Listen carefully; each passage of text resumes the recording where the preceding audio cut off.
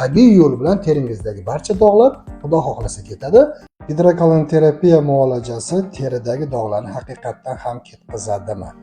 Xo'p, gidrokolon-terapiya muolajasi haqiqatdan ham teridagi dog'larni ketkazadi.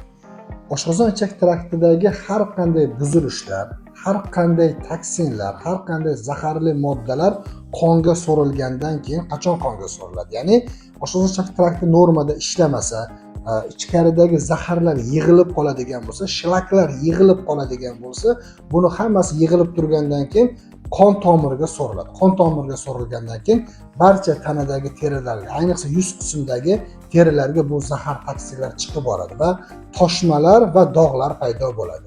Dog'larning ham har xil turlari bor, unga alohida to'xtalib o'tamiz, lekin 90% holdagi ichaklardagi muammolar hisobiga terida o'zgarishlar bo'ladi. Buni hamma biladi. Ichak traktingiz yaxshi ishlasa, teringiz top-toza, tiniq bo'ladi.